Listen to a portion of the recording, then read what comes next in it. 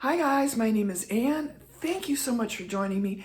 It is always a pleasure to talk to you and share this moment in time, to be present with this time with you and this conversation as we venture down this wild journey of this transformation on this planet. So many people are recognizing that things are changing. Things are shifting. We are moving into a different way of operating. We are moving into a higher level of understanding and being and a higher level of consciousness. And this is indeed a wild, wild journey. We have been going through some very big shifts of digging into depths, of feeling the weight of the world, it seems, on us as we've been clearing and purging and releasing layers like crazy over the past little while, moving up and down into various forms of being, of time shifting, of different timelines that are trying to release and collapse, of bringing in new timelines. Wow, it has just been so incredibly wild. So we're feeling this blanket of energy starting to move off as we're now moving into this very exciting time of the spring solstice. And this is bringing in brand new beginnings, brand new energy. So all of this work that we've all been putting in on the self-healing journey is paying off. We're feeling the dividends. We're feeling collectively that we now understand more about our actual selves, where we are in our own power, and where we can actually stand more firmly in our own belief systems. Now, there are so many things happening simultaneously here. Again, it's difficult to try and sum this up in words that most people will relate to as we experience this personal journey very, very differently. One big thing that came to me the other day is just this influx of frequencies. Now, some of us we're all on different paths, we're all on different journeys, we all have different charts, different parts of energy in the charts, different reasons for being here. So when we look at other people, remember that we are all in a different aspect of our journeys, yet a lot of us are now all coming together. Big energies, and understanding that we are collectively all over the world bringing about and formulating this anchoring of this energy to bring about this big change. So this is no small potatoes, folks. This is big stuff, very big stuff going on. It's something that happens deep within us. It is a consciousness shift. And this isn't stuff that the brain is necessarily going to understand. This is being guided through higher self, through whatever it is that you personally tap into that is telling you to make certain choices, to move in different directions. That intuitive nudge is what is leading this show right now. The feminine energy is rising. We have been working on this. This has been the biggest issue in my in this collective objective, in my opinion, as I channel through some of this, is this feminine energy has definitely been out of balance for eons. The feminine energy holds so much of the key, of the potentiality of who we truly are in our essence, in that part of us that is beyond form. And it is this feminine energy that has been trying to come in and really show us where we have been pushing it out of the picture. This has been sort of this greater mission to subdue and push down and control the feminine energy. It's also where not all of, but a lot of the sacred power lies, in this really feeling intuitive, compassionate.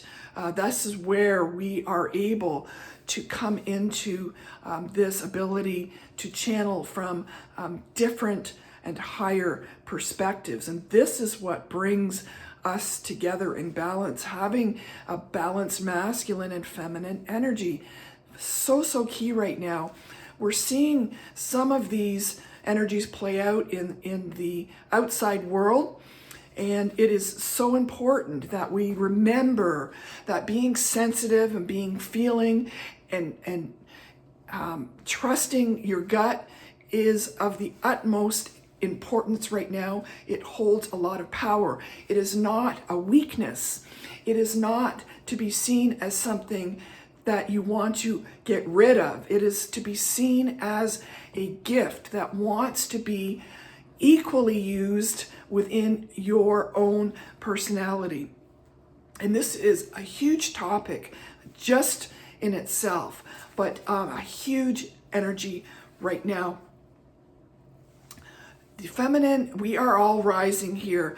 A lot of this energy too is around the masculine, again, because it's part of the programming is to raise in the past, especially men, to not be emotional, not ever really understanding what to do with these emotions, how to regulate these emotions that are the feminine energy that is naturally part of all of us.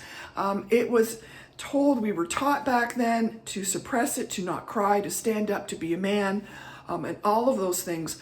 So a big portion of a lot of what this energy is a lot of men are coming into terms with childhood trauma related to trying to cope with this trauma and suppressing this deep, very deep emotional wounding and never truly understanding how to talk to it, how to deal with it, how to release it, or even what it means. And it's been pushed down so far into the subconscious that it's just been a denial. It's been living in a place of denial for a very long time. So a big part of this mission is that masculine men especially, although masculine and feminine energies reside in both men and women, we got to remember that. You take a look at your chart and see how that plays out. But that's been a big portion of it. And the other side, of course, being the feminine, standing more firmly into their ability to make their own decisions, to their own security, their own validation, their own self-confidence, and their own understanding how to properly use ego in a way that is going to propel that part of their energy forward, using the gifts in the most appropriate way. So all of this is happening. There's so much healing on so many different aspects where that is concerned. And it is so powerful what we are doing. So we are working on being more in alignment with this higher order. And this is like the best thing. It's so cool because we're feeling really, this is where the feminine energy really can tap into this divine higher order. Why we're really all here talking about our essence, our beingness, our presence, our ability to sit in the moment and appreciate it for exactly what it is without the baggage of the past or the pressure of the future. And this is a divine oneness at its very, very best.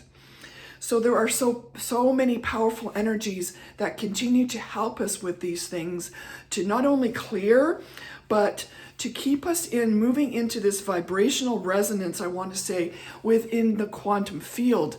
And this is where all of these new opportunities are coming up. So as we release the baggage of the past and recognize it for what it is, and as we stand in our own ability of self-validation, of trusting our own decisions, of taking steps or quantum leaps forward, we're going to find the power in the unknown. We're going to find and be able to tap more into that which is what we're supposed to know and we're supposed to learn.